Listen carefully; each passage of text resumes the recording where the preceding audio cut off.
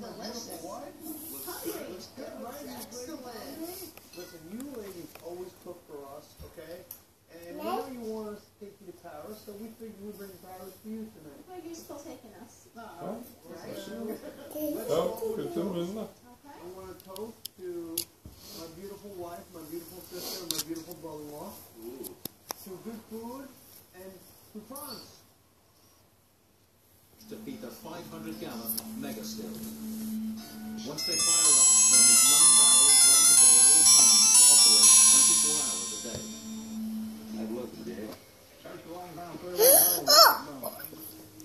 Steine, Steine, Steine.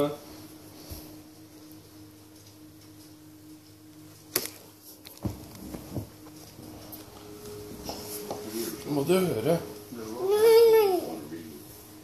Se, hva er det du ser på? Hva er det? Hva er det? Vovov. Se vovoven. Ja, se vovoven. Se da. What the hell is going on?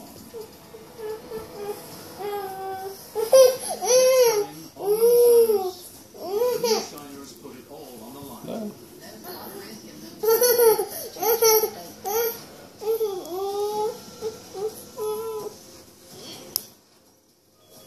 Du? Ja, se. Veterans full. What's that? Very well. It's good capture. Er fly. Det er en yngre fly. Der har vi positive flying gear up. Samtidig, rett på utsiden av flyet, ser verden litt annerledes ut. Vi er i en låve på Holter i Nannestad. Nå var vi på den blå stripa som er på Norgesflyflyet. Hvor sprøtt synes du det er for å ta fremtid? Så jeg tror jeg har sagt det, så er det enkelte kjøpte dyrebiler og motorsykler og driver med han bygger et fly. Han gjør det på den måten. Han gjør det.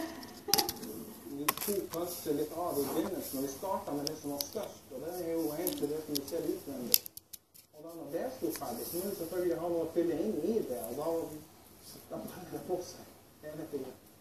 Mener du det? Vi har hatt søkerinnsatt Kine Døttekonkursen hans over 2 år på å snekre sammen en slik tro kopi av en cockpit med en 737, hvor alt virker. Det har kostet omtrent det samme som en god brukt Porsche. Så er det også en livaktig affære. Vet du hva, det her begynner å bli...